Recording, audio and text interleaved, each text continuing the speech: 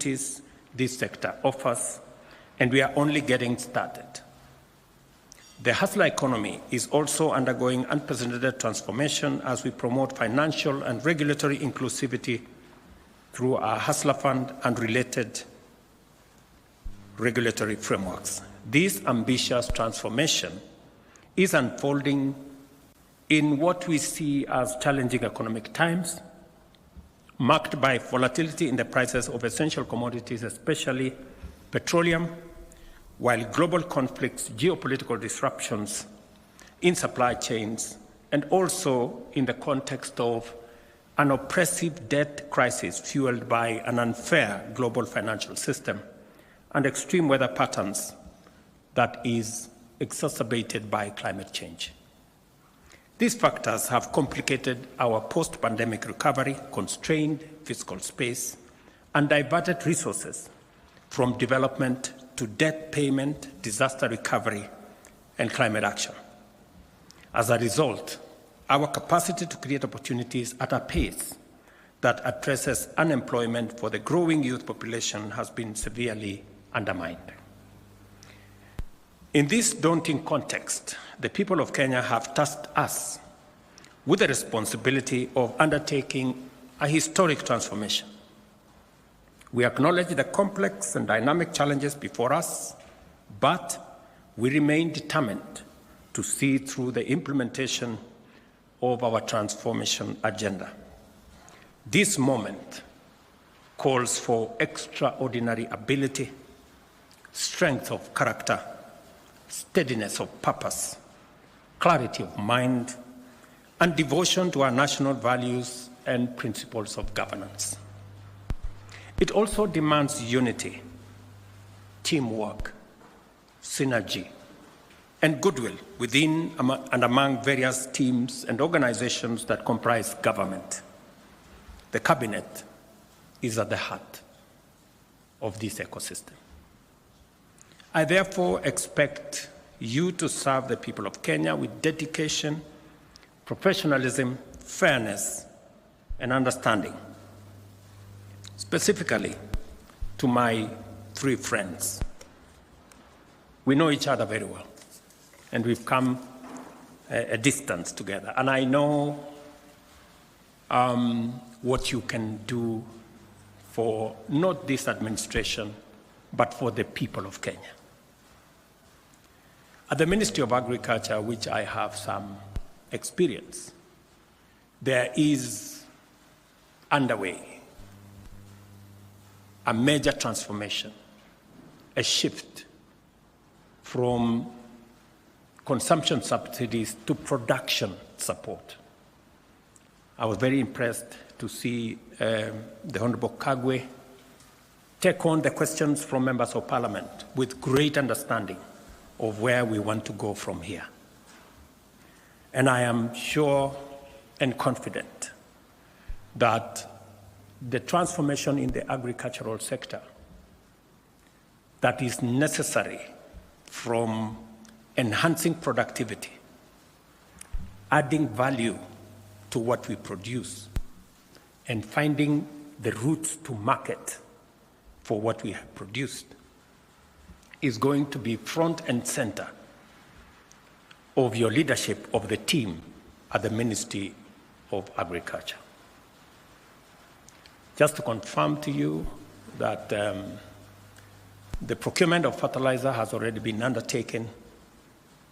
I will look up to you for leadership on how this fertilizer is going to get to every farmer to make sure that we eliminate any impediments, any shortcomings, the correct fertilizer to the correct farmers. And we have already seen evidence of what making sure that fertilizer is available and affordable, the kind of difference it has made in the productivity of our farmers. I am also clearly aware that you will pick up on matters to do with livestock. We did commit to the dairy farmers, for example, that we will be paying a minimum of 50 shillings. That has been done over the last 6 months. I will look forward to your leadership in making sure that that moves forward. In tea, just to inform you that maybe your first call this afternoon, we have tea that is stuck at the bottom of Mombasa. And yesterday I was talking to your team at the Ministry of Agriculture. We need to find out what are the issues that is causing the clog-up of tea at the port of Mombasa. And the good news around that space is that we enhanced our earnings from tea this last year from 180 billion to 210 billion. And farmers are expecting us to look at the future, and they expect us to do better in the coming year. I have no doubt that you have what it takes to take that forward. We have just concluded 2 days ago comprehensive economic partnership agreement with the UAE that provides us a big market for dairy products, for agricultural products. The trade between us and the UAE is almost 370 billion Kenyan shillings. A big majority of that is coming from our agricultural sector. With the signing of the comprehensive partnership agreement with the UAE, we expect our numbers of export of especially livestock and livestock products to increase. And I'm very happy that you are seized with the matters that will assist us access those markets, making sure that our products meet the sanitary and phytosanitary requirements for the markets that we are focused on, making sure that our meat, dairy, and other products also meet the standards that are required. I am very confident that the challenge we've had persuading farmers to vaccination, you have what it takes.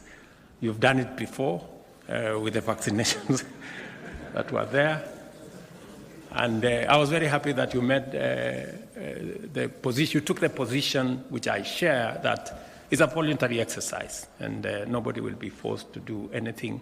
All we want is to make sure that our products meet the very high standards set by our markets.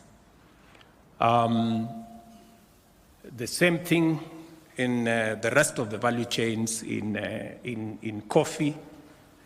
Me and you have already discussed the future of what we need to do in coffee, what we need to do with the avocados, what we need to do in the many other aspects. And of course, the partnership that is going to be there between the Ministry of Agriculture and the Ministry of Industry, providing the ecosystem for market access for the produce from our farmers. And that takes me to my younger brother, Lee. As you may be aware, your ministry will be handling the opening of more markets. Apart from the market we just concluded in the UAE, we're now having a robust conversation with the United States. We just, I had a meeting yesterday with senators from the United States and asking for their support, both on the extension of the Africa Growth and Opportunities Act, which you are very well aware about, that will continue to open markets for our goods and services to the United States on a duty-free and quota-free arrangement. I will be looking to your leadership for our team at the Ministry of Trade, Investment and Industry on concluding those negotiations and making sure that the AGOA market continues to be open, and also on concluding the discussions on the STEEP negotiations, the bilateral arrangement between Kenya and the United States. I will also be looking for your leadership in making sure that we take full advantage of the coming into force of the tripartite agreement between COMESA and EAC and SADC, which came into force 6 months ago, I think in June last year, and how Kenyan products can access the huge 1.4 billion African market.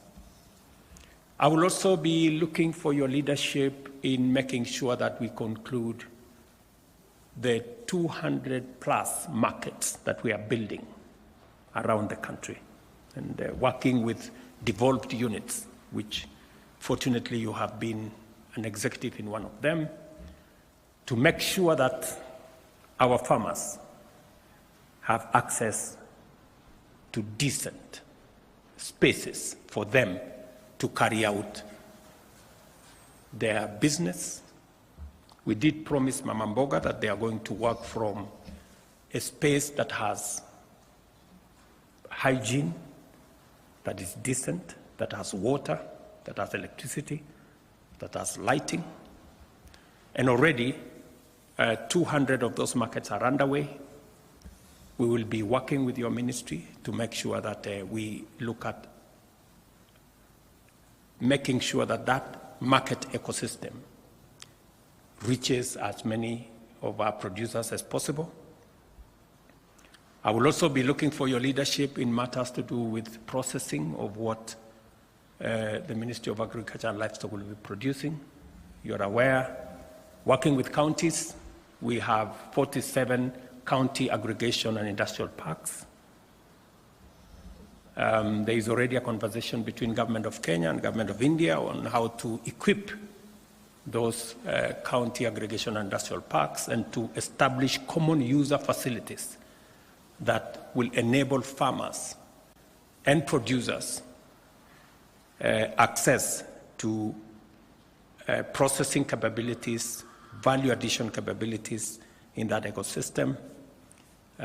So there will be a full entry for you on how those will come into force. I will also be looking forward to you providing leadership on our special economic zones. As you're aware, we are establishing 6 new special economic zones in Dongo Kundu, in Sagana, in Thika, in Nakuru, both in Njoro and in Naivasha, in Eldoret, and in Busia. And just to give you a heads up, we will be in Busia on Wednesday, and probably you may want to find details of how that is going. I'm told it's going very well. But you will need to provide leadership in making sure that we conclude the first phase of all the special economic zones that we set out, because these are important for processing, value addition, agro business, and also providing opportunities for our young people to work. There is much more than I've just told you. I've just given you a heads up on some of the headline issues that we will be focusing on. And as part of building the ecosystem that will support the transformation of Kenya, which I am determined to oversee, and to make sure that we create as many opportunities for business people, for people who want to work. And that takes me to my brother William, namesake. In that space, your hands are full, William. Your hands are full. Because on your table you will find our connectivity plan. We made a commitment to roll out 100,000 kilometers of fiber optic across Kenya. We already have funding amounting to 48 billion to roll out the first 53,000 kilometers, and we intend to conclude that process of rollout before the end of next year. Working with KPLC, ICTA, and your ministry, you will find that there are already contracts that have been signed. You must walk the 53,000 kilometers and make sure that it's delivered. There's already funding for another 100 centers of excellence of our ICT hubs and in other. This again, our plan is to make sure that it is concluded. These 100 centers of excellence, it's concluded in the next 6 months. You will find that the contracts have already been signed, and your leadership is required so that we can conclude this exercise. And again, you will find in your table another 1,450 ICT hubs, one in every ward in the Republic of Kenya. The members of parliament, the leader of majority is here, have already been primed. We have made resources available to them, but you will be required to provide the infrastructure, internet, make sure they are connected, you'll provide the computers, and you provide the people to train our young people in those ICT hubs. Good news also is that you will find on your desk that already the World Bank and the government of Kenya have provided resources for 145,000 computers for these ICT hubs. Communication Authority is providing the first 10,000 resources for the first 10,000. The World Bank is going to provide resources for 50,000 computers. And of course, the government of Kenya is going to provide resources for the balance. I will be looking to working with you to make sure that we conclude all these arrangements. If there are any loose ends to be tied. And the good news also is that because we are building an ecosystem to make sure that the ICT space, the technology space, the space, the digital space becomes a space for work and for commerce. And just to make sure that that proceeds in the manner in which we have envisioned,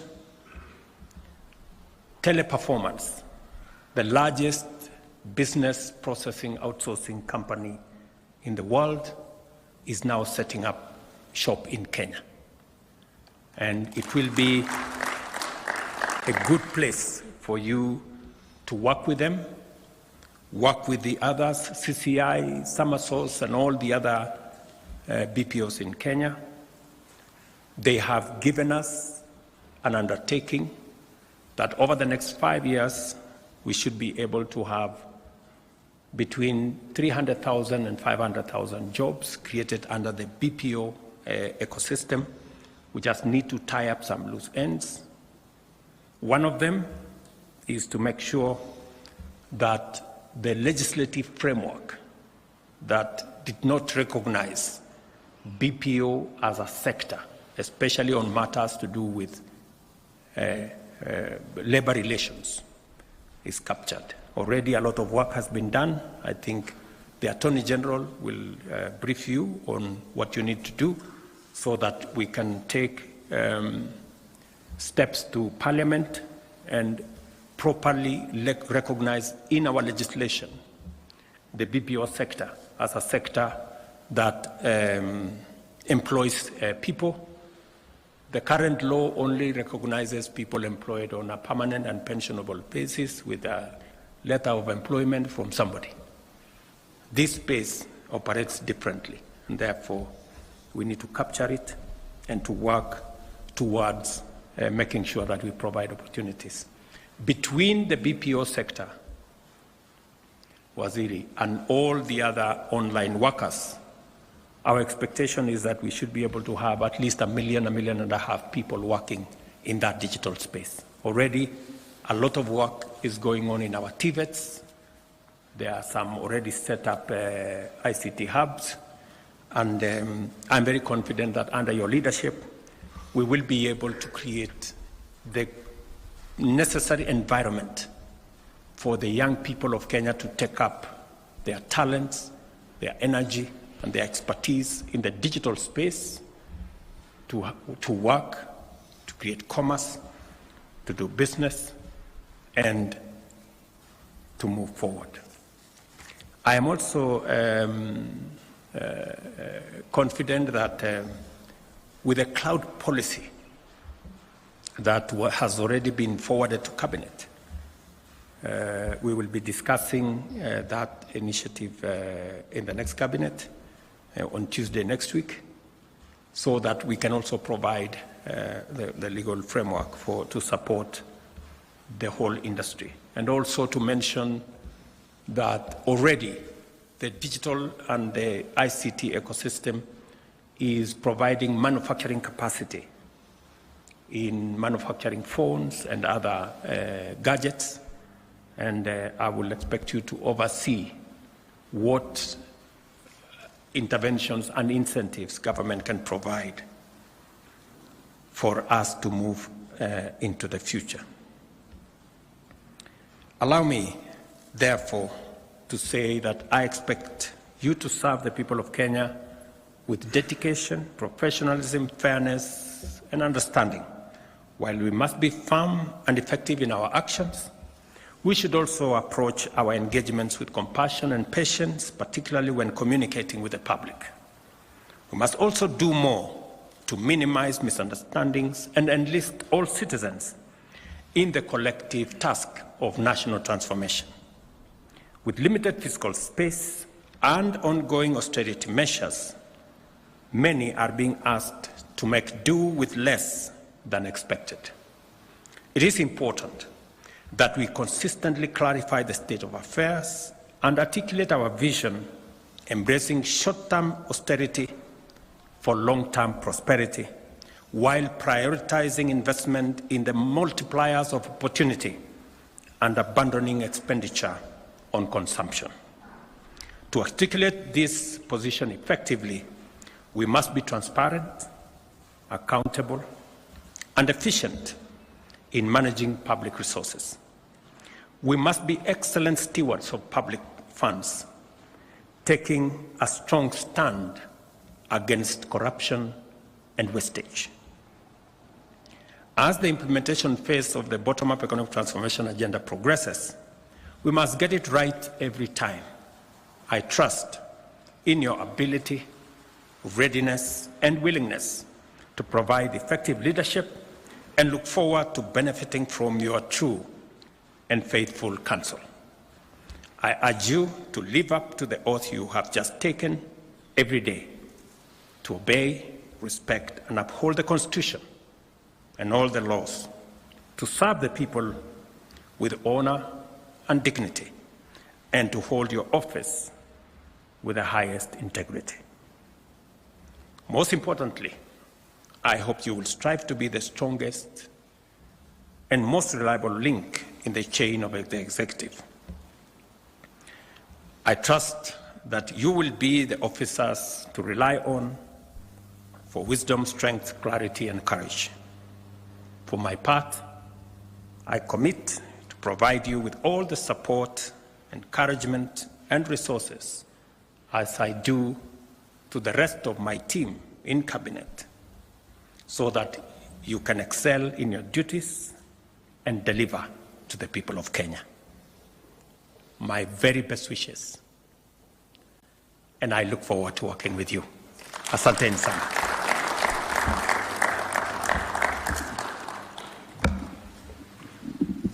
Let us all rise.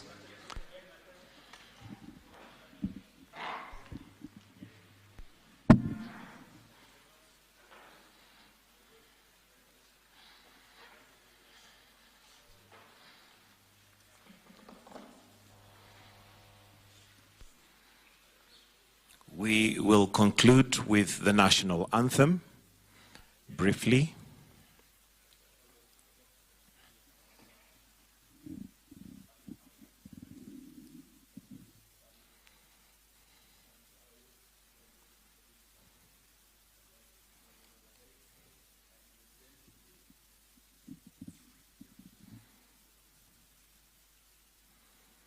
The national anthem.